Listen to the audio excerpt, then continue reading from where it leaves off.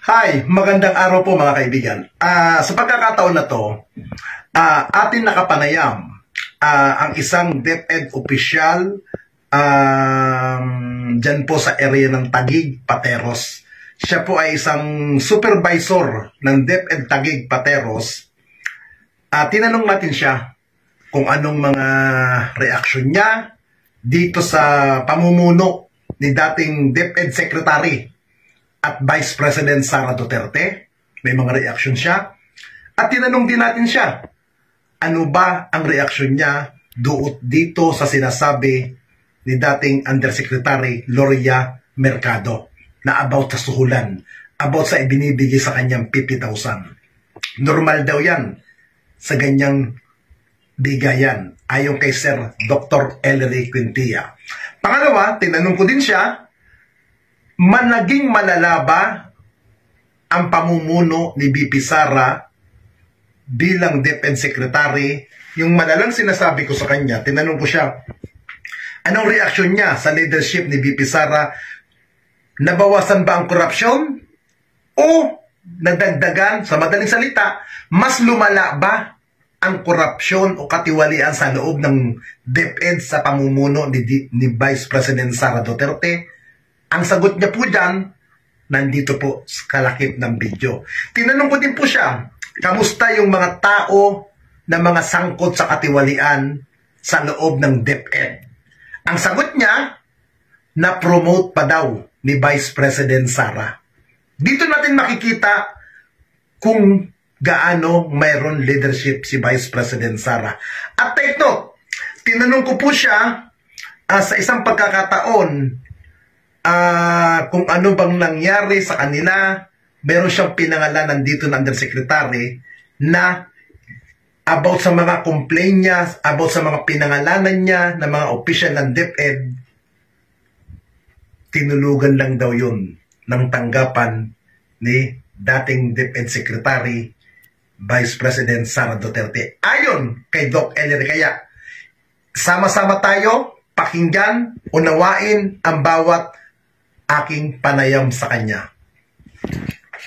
Sir, magandang hapon po dahil alas 5 na tayo ng hapon. Sir, kamusta po ang leadership ni Vice President Sara Duterte bilang DepEd Secretary nung panahon niya? Magandang hapon sa lahat ng taga-subaybay ni si Kap Nino sa kanyang YouTube channel. Bago ko po sagutin, paliwanag ko po muna, ako po ay isang DepEd official po sa isang division office po, particularly sa Division of Taguig City and Pateros. So ako po bilang may hawak ng curriculum sa aming division office, masasabi ko po na hindi ko naramdaman yung pagiging DepEd Secretary niya. Unang-una, ang problema po namin ay curriculum. So balit ano po ang ginawa niya? So namigay siya ng mga bag, namigay siya ng mga gamit. Well, in fact, ang kailangan po namin is yung reforma. Tama o totoong reforma sa curriculum. Although binigyan niya kami ng matatag curriculum, kung titignan po natin ano ba yung ginawa ng matatag curriculum. So ngayon po nung iniwan niya kami sa matatag curriculum, wala po kaming libro, wala kaming kahit na dahil nung panahon niya in-assess lang yan. So pag-assess nawala na. So ngayon lang itinuloy ni Secretary Angara. Salamat po kay Secretary Angara na binigay niya yung tunay na reforma. So ano ba yung reforma na hinihingi namin sa curriculum? So yung iniwan niya na curriculum, binigyan niya kami ng tinatawag na National Math Program, yung NMP at yung National Reading Program. So isinama niya yan sa araw-araw na subject na kinukuha ng mga bata. Humaba ang oras ng mga bata namin, nahirapan ang mga guro sa pag-comply dun sa minutes of the per subject na binibigay niya. So ngayon, nakita ni Secretary Angara na hindi tama yung kanyang binigay na reforma. So ngayon po ay pinalitan na. Tinanggal na po yung National Math Program at National Reading Program. So yun po yung tunay na pagbabago. Alamin mo anong problema sa curriculum, dun mo doon mo ibigay kung ano yung kailangan ng mga bata, ng mga teachers at ng paaralan. Yun po ang masasabi ko kay VP Sara bilang kalihim ng edukasyon. Opo. Sir, pangalawang katanungan ko, sir, ano po ang inyong reaksyon sa paglutang ni dating Undersecretary Gloria Mercado na kung saan ang sinasabi niya, binibigyan daw siya every month ng 50,000 envelope ng tanggapan ng OBP? Actually, yung ganyang kalakaran ay masasabi ko natural sa gobyerno yan eh. Pero kung ikaw ay isang matinong tao katulad ni Yusek Glomer, ang tawag kasi sa kanya sa central office Yusek Glomer. No, si Yusek Glomer kasi knowing her, 40 years na sa serbisyo, di mo basta-basta dudungisan ang pangalan mo sa halagang 50 mil lang eh. No? Kung talagang ikaw ay matinong tao, magtatanong ka, bakit meron ako nito? Saan galing ito? So ganun yung ginawa niya. Opo. No? At syempre, ikaw ang tinatawag na HOPE o yung Head of Procuring Entity. So ibig sabihin, lahat ng mga kailangan, lahat ng mga bibilin ng departamento mo sa iyo dadaan. So siguro nakita nung mga tao ni VP Sara na hindi nila kayang sakalin o pasunurin si Yusek Glomer do sa kagustuhan nila, kaya siguro ganyan ang ginawa nila. No? Pangalawa, yung sinasabi nila na nag-solicit ng 16 million si Yusek Gloria Mercado. Nakakatawa lang yan eh. Ikaw ba gagawa ka ng kalukuhan? Susulat ka pa? Hihingi ka ng 16 million, susulat ka? Ano yung gagawin mo? Kung hindi ka 40 years in the service, siguro gagawin mo yan. Tanga ka. Pero kung ganyan na ikaw ay nasa posisyon, hindi ka magsusulisit para sa sarili mong kapakanan. Kasi ang nakita ko po, gusto niyang magkaroon ng pagbabago yung hiring ng DepEd in which you will need certain equipment. So pagkakailangan mo na equipment at wala ka namang way kung paano mo kukunin yung pambili nun, ano ang gagawin mo? So sabi niya nga, kinausap niya yung external link or SOCMOB ng CO para makahingi ng pwedeng kontakin kung sino makakapagbigay ng equipment na yon worth 16 million. So kung hindi kaya ng 16 million, pwedeng hatiin. No? Yun ang sabi niya. So meaning, yung kanyang hiningi ay hindi para sa sarili niyang kapakanan, para sa kapakanan ng departamento yun. No? At yung sinasabi nilang na without knowing, sabi ni BP Sara nang hingi daw ng halagang 16 million without her knowing. Baka hindi niya kasi alam yung storya. Dapat alamin mo, 'di ba? Kaya nga may exit conference eh. Hiner mo sila, tauhan mo sila, dapat alamin mo. Ano ba yung bakit ganon, bakit ganito? Kailangan may clarification eh. 'Di ba sa hukuman nga eh, meron tayong investigasyon, merong trial, merong hearing eh, para ma-prove mo kung ano yung tama, ano yung tunay na nangyayari. So, ganun din sana binigyan niya ng pagkakataon yung matanda na ipaliwanag bakit may ganun. So, yung sinasabi niya naman pa, yung pangatlong punto naman dyan, yung sinasabi niya na meron daw teacher na kinuha si Yusek Gloria Mercado sa Cebu para magtrabaho sa office niya. So, tama yung katwiran ni Yusek Glomer, na meron ng meron ng loading yung mga teacher do sa certain school may loading na. So paano magkakaroon ngayon ng trabaho yung isa kung wala na siyang matatagpuang teaching load doon sa school? So kinuha niya, legal naman yun eh, nagtatrabaho din naman yung teacher. Although meron tayong tinatawag na na DepEd memo na lahat ng teaching personnel bumalik doon, pwede na maibalik yun, wala namang problema kung talagang gusto ni VP Sara eh. Walang problema. So sa tingin ko, hinanapan lang talaga ng butas kasi hindi nila makontrol yung doon sa gusto nilang gawing pag-procure nang walang tanong-tanong. Biruin mo, ang dami mga naiwang proyekto. Opo. Bilyon-bilyon dahil alam natin ang pinakamalaking budget sa lahat ng departamento sa buong Pilipinas ay ang Departamento ng Edukasyon. Opo. So dahil diyan, nakikita din natin na bumagal yung pag-procure ng lahat ng kailangan ng DepEd. Bumagal. Bakit? Kasi nasala yan ni Yusek Gloria Mercado. Kaya dapat si Yusek Gloria Mercado ay itanghal pang ang bayani yan eh. Kasi nasagip niya yung pondo ng gobyerno sa pagnanakaw ng kung sino man ang nagbibigay sa kanya nung envelope na 50,000. Isipin mo, namimigay ka ng 50,000. Magkano na pupunta sa iyo? Di ba? Yes, sir. Yusek, 50,000 nga lang binibigay mo. May kakilala nga ako milyon Dito lang isiniwalat ko na yan. Panoorin nyo yan. Doon sa video ko dito kay Kap Nino. Kung sino yung mga isiniwalat kong mga... Dito lang. Sa division office lang. May regional office pa. May central office. Tapos ganyan lang kaliit na ibibigay mo. Diba? Mas malaki ang nakukuha nung nagbigay kay Yusek Gloria Mercado. Yes, sir. Sir, tanong ko po ulit. Kamusta po ang leadership ni BP Sara nung siya po yung namumuno dito sa DepEd? Lumala ba ang korupsyon o nabawasan ang korupsyon? Actually, pag upo niya, akala ko mababawasan Opo. Alam mo naman yung Kap Nino, kung gaano ko naging malapit sa'yo pagdating dyan sa pakikipaglabang ko sa mga katiwalian sa division office namin. Alam mo kung papaano ko nilabanan yan hanggang sa muntik pa akong marami kong threat. Marami kong death threat talaga pamilya ko talagang hindi tinitigilan ng death threat nung mga panahon na lumalaban ako sa katiwalian.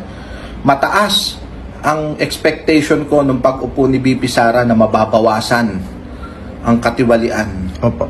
Yung pala nga simula ng mas malalapang katiwalian. Opo. What do you mean, sir, na mas lumala ang korupsyon sa tanggapan ng DepEd under BP Sara Duterte? Imbis na labanan ng katiwalian lalo pa nilang ako ang pakiramdam ko nung ako'y nagsiwalat sa'yo nung mga katiwalian na nakita ko, ako pa kinasuhan At ang nangyari, sir, kayo ang nabaliktad, kayo ang nakasuhan.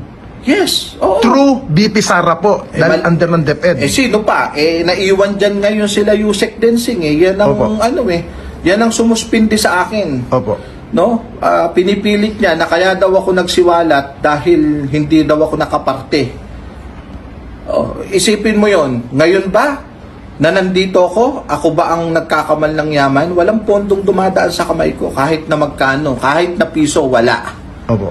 Wala. So, paano ako makikiparte doon sa sinasabi ng Yusek Densing? Opo. Kaya, iyan ang sinasabi ko Kung gusto mong labanan ang katiwalian, dapat may pinakita ka Opo. Ano yung solusyon mo? May solusyon ba? Solusyon ba na yung mga whistleblower at yung mga nagsasabi ng katiwalian i-demanda mo at suspendihin mo?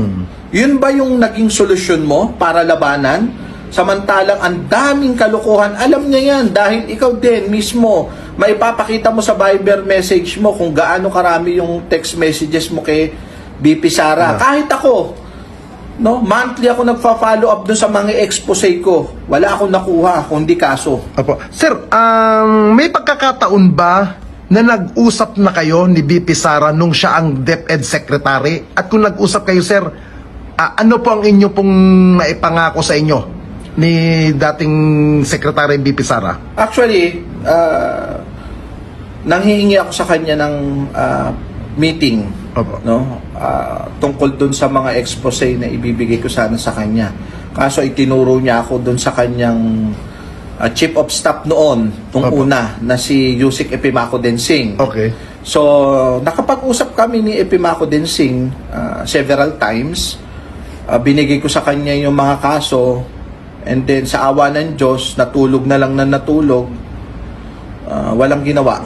Opo. So, sa makatwid, ang naging resolusyon nila, kasuhan ako at suspindihin. Opo. So, yun ang naging solusyon nila doon sa hinihingi kong aksyon Opo. sa expose na ibinigay ko. Opo. Sir, hindi pa ako nagkakamali, meron kayong dating pinangalanan na mga opisyal ng DepEd sa Central Office.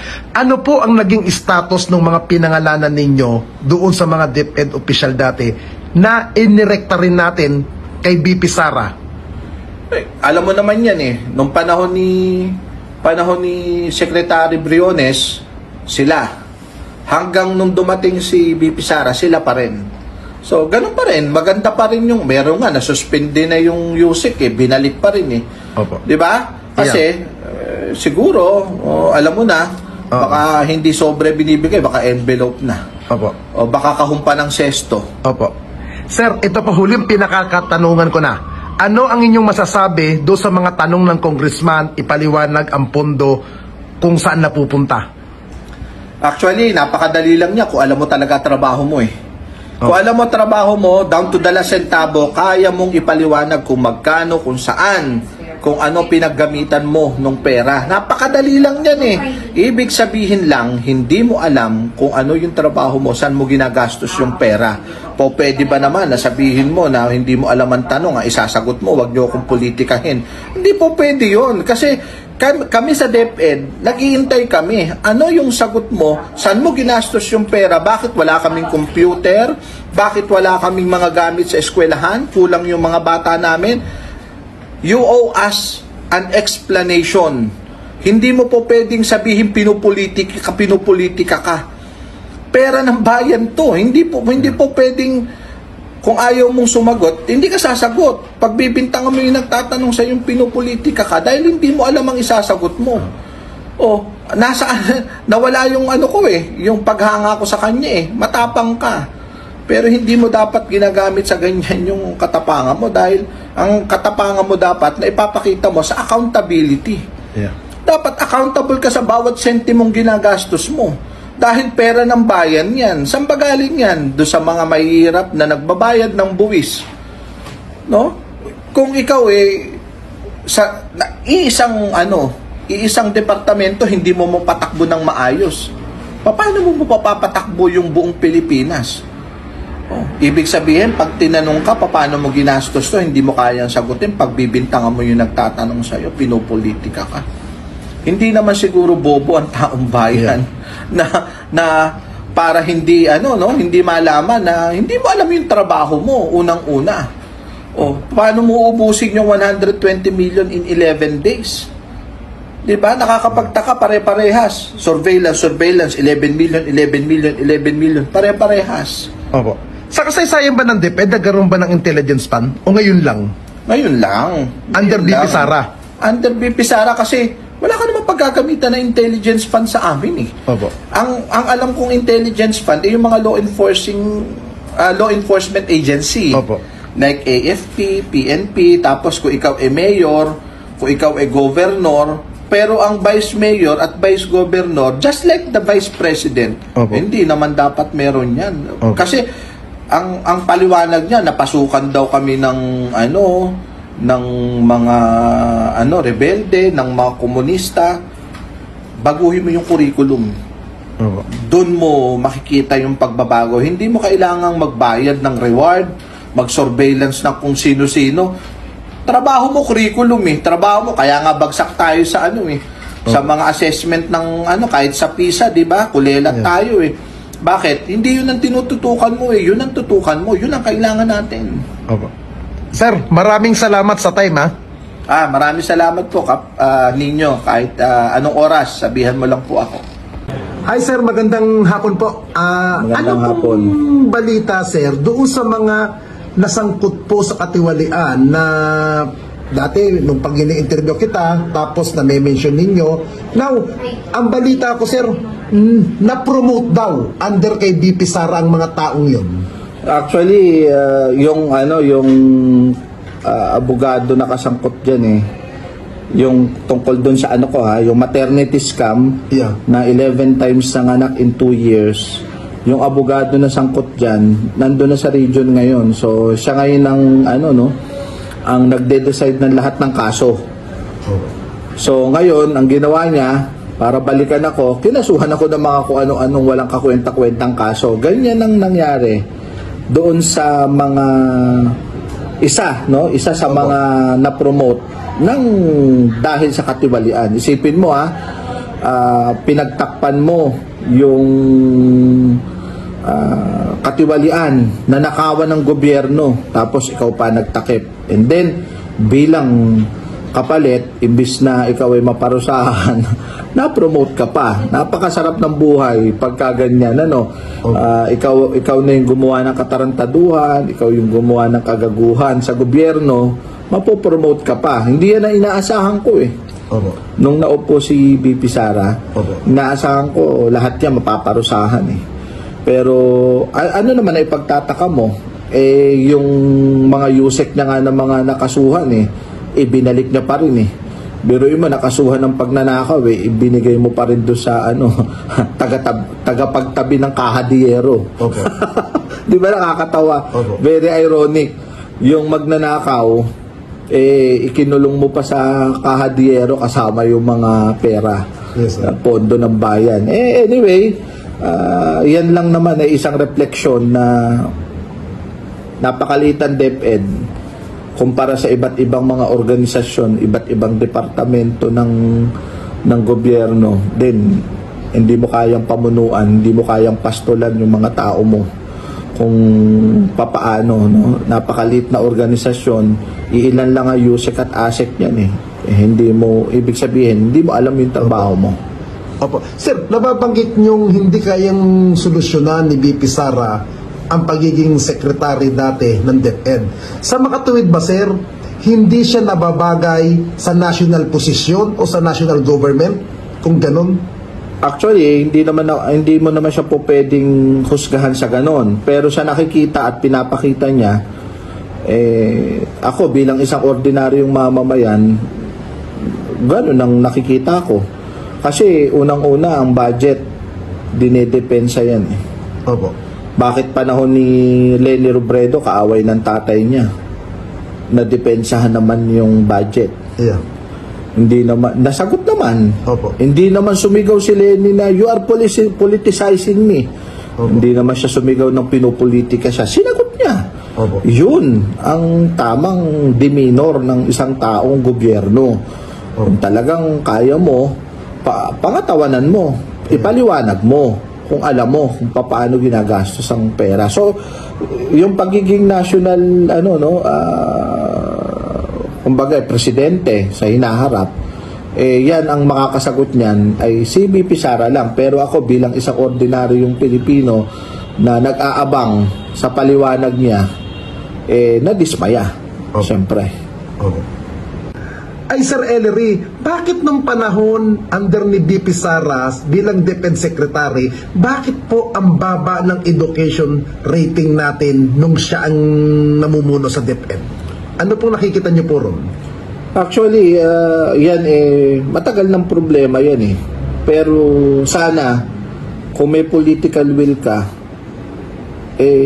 nagawan mo ng paraan yan Unang-una, syempre nung bagong upo siya, malaki yung mataas yung pagtingin sa kanya ng mga teacher, ng mga ordinaryong tao. Magagawa mo sana ng paraan na maihango yung yung ating educational rating sa buong mundo. Opo. Pero syempre sabi ko nga dapat ang kanyang ginawa unang-una ay ayusin ang curriculum Hindi siya nakapag-focus kasi sa curriculum Nakapag-focus siya sa pamimigay ng mga bag sa mga sa mga probinsya, sa iba't ibang lugar na in fact hindi naman yun ang dapat niyang gawin. Bilang DepEd Secretary, kailangan nakatuto ka talaga dyan Tapos sabi niya, di ba, nag-hire siya ng maraming mga consultant, pinagkatiwalaan niya yung kanyang mga USEC, kaso hindi naman ganun ang ginawa. Yung ibang USEC na dala niya, wala namang alam sa education Walang alam sa education, kaya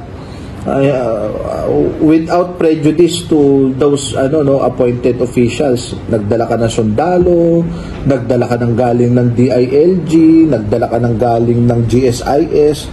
Hindi yan ang kailangan ng DepEd Kailangan academician ka, Yeah. Alam mo kung ano yung takbo ng educational system. Meron ba kahit na isang Yusek na nanggaling sa pagiging classroom teacher? Wala. Dapat, ang kinuha mo, yung classroom teacher talaga. Dahil yan ang nakakaalam, ano ba yung problema sa ibaba? Wala ka nakuhang ganun eh. Walang kahit na isang public school teacher na experience man lang sa mga Yusek na yan eh. Wala. So, ibig sabihin, hindi mo nasolusyonan yung talagang ugat. Yung ugat na problema ng edukasyon.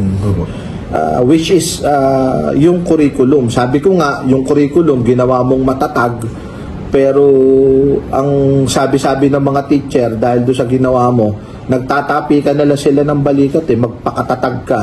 Kasi talagang ang hirap nung ginawa niyang pagbabago sa matatag curriculum. Akala namin, binawasan niya yung competencies from 11,000, naging 3,000 na lang.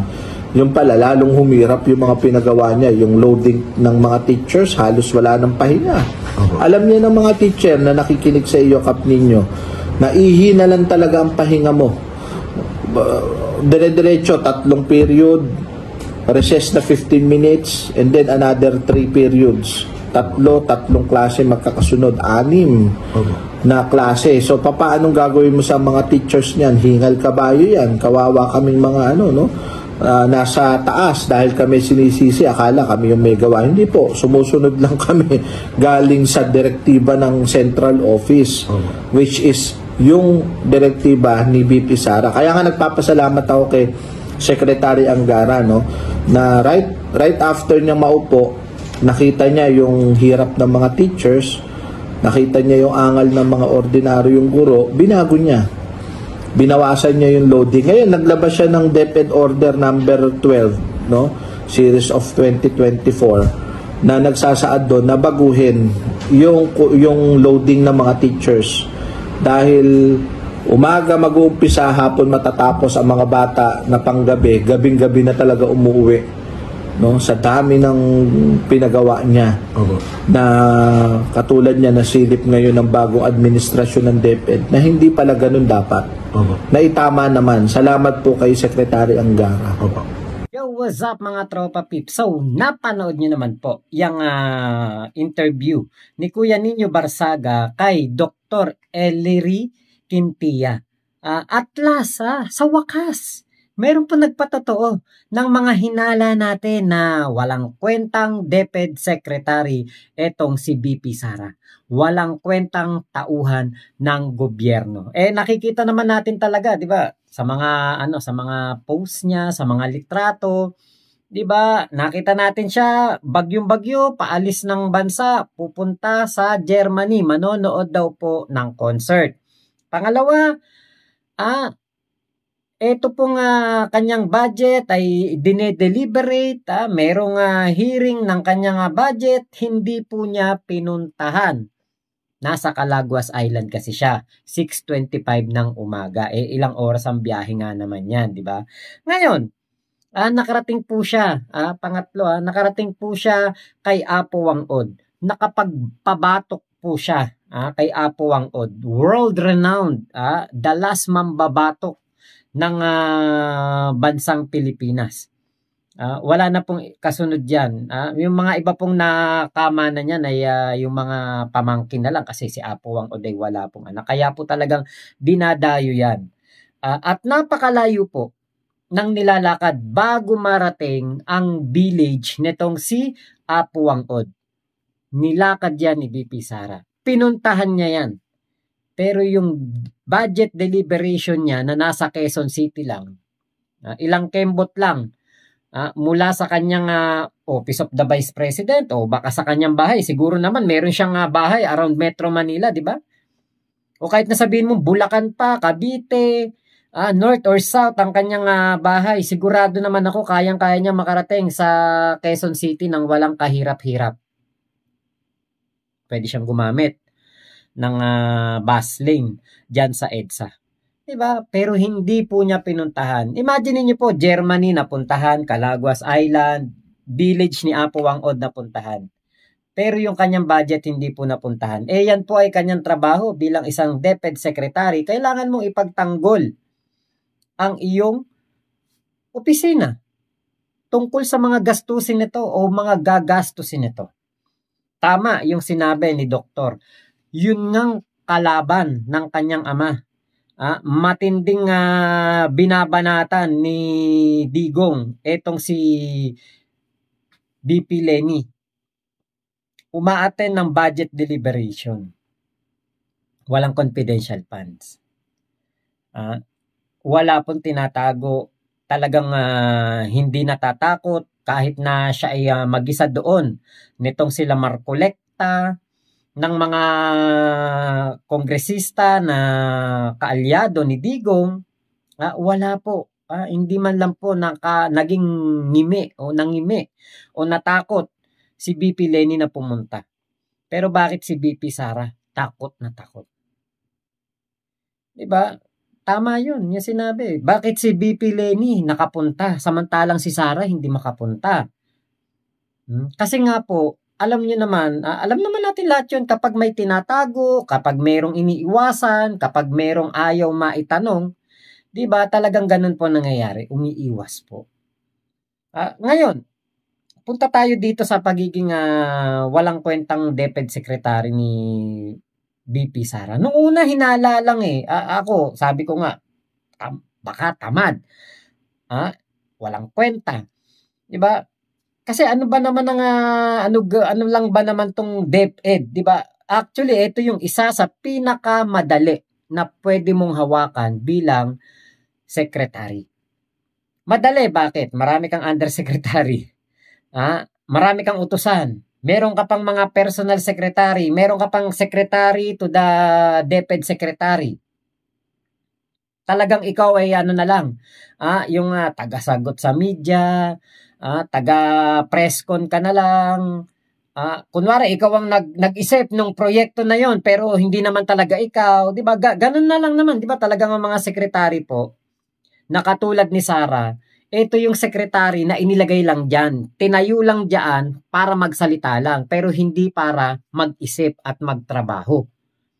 So ngayon, bilang DepEd Secretary, para sa akin, sinasabi ko nga po sa inyo, madali. Bakit? Kasi ikaw ay isang estudyante dati. Mag-aaral ka dati. Alam mo kung ano problema ng estudyante. Alam mo kung ano ang problema ng mga guro. Mapa-public o private, iisa lang mga problema niyan. Iisa lang ang mga kinakailangan niyan. Iisa lang din ang mga na-experience ng mga estudyante. Iisa lang.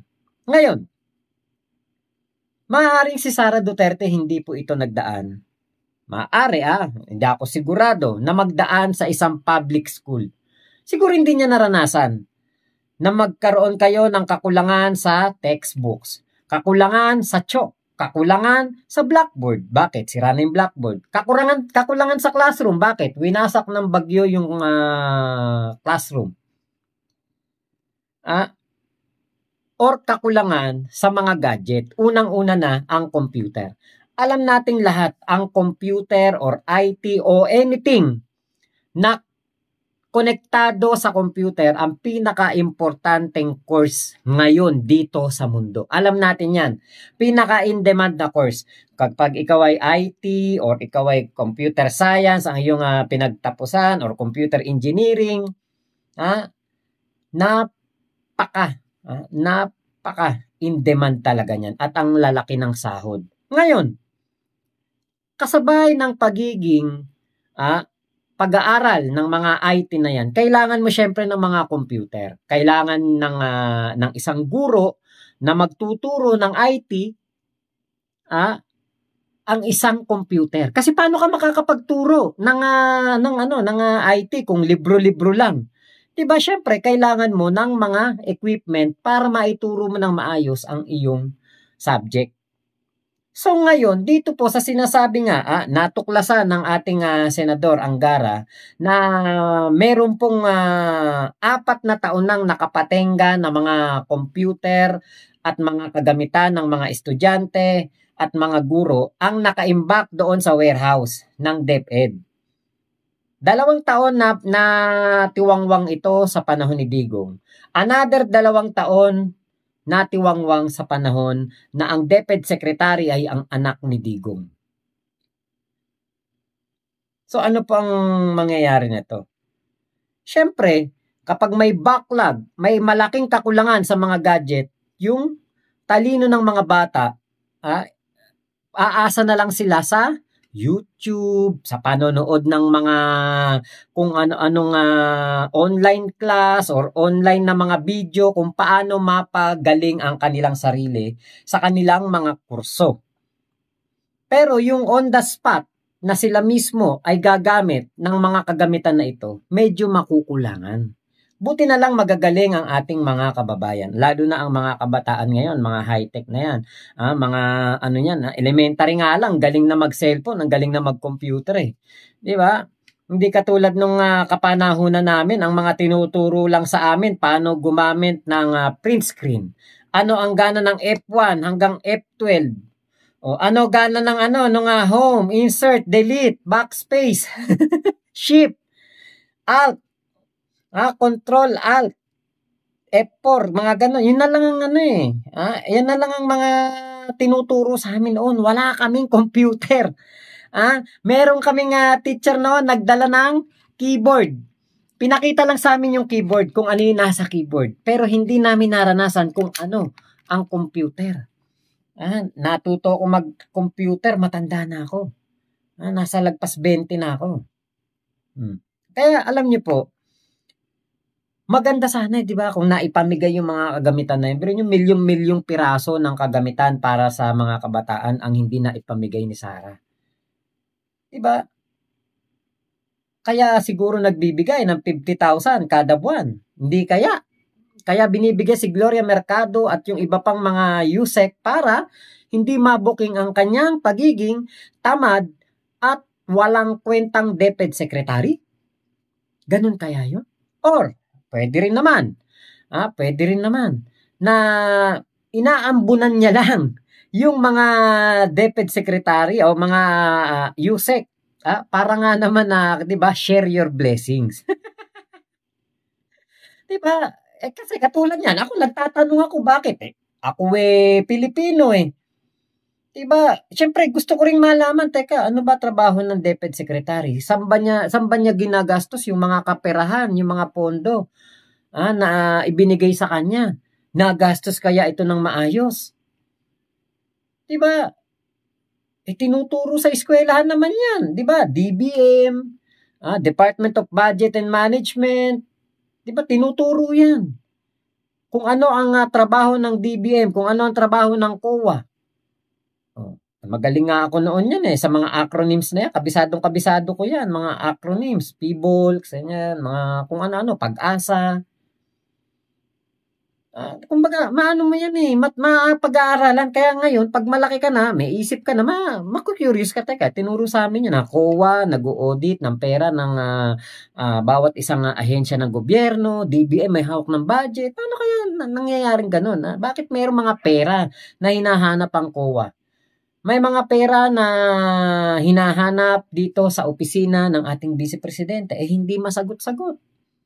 Diba, mapapaisip kayo kung ikaw ay isang Pilipino na kumbaga may paki ka sa iyong bayan, may isip mo yan. Mapapatanong ka sa sarili mo, saan kaya napunta 125 million? Diba? Ganun lang. Diba? Yun lang naman, napakasimple. Sasabihin mo lang kung saan mo ginastos yan. O tapos ang usapan. Lalo na kino-question ng COA. Diba? Bakit nga naman yung ibang mga tauhan na gumawa na ng katarantaduhan, bakit naging parang mga holy cow pa, mga sacred cow? Sa halip na mapagalitan, di ba? Kapag tayo, nanay natin, na booking na tayo ay may ginawang masama, meron tayong ginawang katarantaduhan, tayo'y pinapaload sa munggo, may 2 Bibliyang malaki na nakapatong sa ating mga kamay, nakadipa tayong ganyan, nakaluhod sa munggo, o kaya nakaluhod sa, ano ba yung niluhuran ko noon? Palay ba yun? Hindi ko matanda kung niluhuran ko noon Tinago ko yung munggo noon Meron ako niluhuran na iba mas napasama pa, mas masakit. Hindi ko alam kung ano yung naluhuran ko noon nakalimutan ko Sabi ko tago ko yung munggo, may kalokohan ako noon Tinago ko yung munggo, hindi makita ng nanay ko. Ang ginawa ng nanay ko, mas pinaluhod pa ako dun sa may nakita siya, pinaluhod ako dun, mas masakit pala. 'Di ba kapag nanay nga natin, 'di ba kapag may nalaman na kabulastugan tayong ginawa, sinusuheto tayo, dinidisiplina tayo. Pero dito, kaya BP Sara, iba. Yung mga gumagawa ng katarantaduhan daw, nung panahon ni Digong at panahon ni Sara, aba. Panahon ni Digong meron po, baka nakakalimutan ninyo, mga alingas-ngas diyan sa DepEd, yung bumili ng ng laptop, outdated na, pagkamahal-mahal pa. Tapos dito kay Sara, meron din kinuwento tong si doktor. Diba? Kumbaga, parang parehas eh. Kung sino yung mga gumagawa ng katarantaduhan, yung paang naliligtas, parang napapataas pa ang kanilang ranggo, tumataas pa, may promotion pa, di ba? Sus Maria Josep, ano ba namang klase yan na pamumuno? So, tama. Tama yung sagot ni Dr. Quintia. Hindi kaya ni Sara mamuno ng nasyonal. Pang Davao City lang talaga. Talagang pang Davao City lang. Talagang pang doon lang sa Davao City. Wala nang ibang, hindi na pagtatalunan pa. Hanggang doon lang talaga sa Davao City. Hindi po talaga pwedeng lumabas. Kahit nga siguro governor ng nasasakupan ng yung nakakasakop sa Davao City, hindi pwede. Hanggang Davao City lang talaga. Kung Davao City congressman, parang hindi rin eh. Talagang mayor lang. Hindi. Kung siguro pagkatapos ng mayor, baba na ulit ng kapitan o barangay o kaya konsehal ng bayan, konsehal ng syudad. Ganun lang. Hindi na pwedeng mas tumaas pa. Bakit? Kasi nga po, mahina. Mahina talaga. Lakwatsera. Walang pakialam sa mga Pilipino. Walang paki sa tao. Lagi niyang sinasabi, pinupolitika siya. Pero wala naman namumulitika sa kanya eh. Tinatanong lang, saan mo ginastos yung pera? Tapos ang usapan. Kapag sinabi niya na, tapos ang usapan. O di okay, di mo pala ginastos. Wala naman palang katiwalaan. Ba't tayo mo sumagot? Pero yung ganyang style niya, na ayaw matanong, ayaw mabusisi, ayaw maimbestigahan. May something yan. Diba? Mapapaisip ka na talaga. Kaya sana nga po talaga, magising na taong bayan. Wag nyo nang iano na, sana Duterte pa rin malakas, mga ganun. Duterte lang malakas, wag na. Alam natin lugmok na yan. Sirang-sira na sila. Wala na silang mukhang maiharap, pero kinakapalan na lang nila ang mukha nila na humarap sa mga tao. Alam natin yan. Sirang-sira ang mga Duterte dahil po natuklasan natin kung ano ang mga kabulastugan nila. Wag na po tayo makipaglokohan. Diba? Wala pong malakas na Duterte ngayon. Lahat ng dumidikit sa Duterte, sama-sama silang lulubog sa kumunoy. Yung mga senador ni Digong, mga senador na ipepresenta ni Digong at kanyang ikakampanya. Lahat po yan. Sama-sama sa kumunoy ng kalausan at ng pagkawala sa mapa ng Pilipinas. Mawawala sila sa mapa ng politika ng Pilipinas dahil po sinira nila ang kanilang mga sarili. Yan po ang totoo niyan. Dahil po sa mga anomalya, sa mga katarantaduhan na nalaman natin, na nadiscover natin na ginagawa po. Diba? Wag natin kalimutan yan na ICC. O boboto ka ba ng pumipigil sa ICC para makulong si Digong at pagbayaran ng kanyang mga kasalanan? Nakalimutan mo ba yung Pogo? Kaya nagkaroon tayo ng checkwang spy na mayor, naging mayor ng isang bayan sa Pilipinas dahil kay Digong. Pogo. Nakalimutan mo ba kung gaano nilulong ni Digong sa sugal ang mga Pilipino? Pogo? Yung pampaglilipat pondo ng Department of Health at PhilHealth na hindi na malaman ngayon kung ano nangyari. Nasaan na kaya yun? Nakalimutan mo rin ba yun? Ang mga kumita dyan sa paglilipat pondo na yan, mga tsekwa na kaibigan ni Digong, mga crony niya. Eto pa, pinakamatindi. 7 bilyong utang. 7 bilyong utang ang dinagdag ni Digong sa kanyang pamumuno. Simula kay Emilio Aguinaldo hanggang kay Pinoy, 6 trillion lang ang nautang natin. Pagdating kay Digong, naging 13 trillion. 7 trilyong utang ang pumatong sa pamumuno ni Digong. EJK, napakarami po ang nadamay sa war on drugs niya ng mga inosente. Kaya sino ang boboto sa nagtatanggol kay Digong? Nakalimutan niyo rin po ba? Yung mga pumapabor sa Chekwa, West Philippine Sea, iboboto nyo ba yan? Yung mga pro-China? Yung mga pro-Kibuloy, na tuwang-tuwa na merong nabubulog si Kibulok at si Digong na mga pastoral ni Kibulok. Iboboto nyo po ba talaga? Yung mga tuwang-tuwa na merong pong napaglalaruan, etong mga mangkanor na to? Mag-isip po kayo. Hindi porke gutom, hindi nagagana ang utak. Mas kailangan pong paganahin ng utak pag gutom. Para, pag gumana utak mo, magkakaroon ka ng diskarte o ng solusyon para malamnan ang iyong tiyan. Hindi yung sa dadahilan mo, nagugutom na kami, hirap na kami, kaya hindi na makapag-isip ng maayos. Nako, tanggalin nyo na po yung mindset na yan. Para po sa Pilipinas, para po sa inyong mga anak, sa inyong mga apo, sa inyong mga saling lahi. Mag-isip po kayo. Iboto po natin yung tama. Iboto po natin yung alam natin na makakatulong sa ating Pangulong Bongbong Marcos at hindi yung magiging pabigat, hindi yung magiging bratinela, hindi yung magiging shiminet, hindi yung magiging puset pagdating ng budget hearing. So ako po yung magpapaalam na po sa inyong lahat. Maraming salamat sa inyong pagsama dito sa aking vlog na ito. Kita-kits po ulit tayo sa mga darating kong vlogs at sa aking mga live. Babawi po ako sa inyo. Mama chup chup, love you, love you. God bless us all, Pilipinas. God first. Salamat po.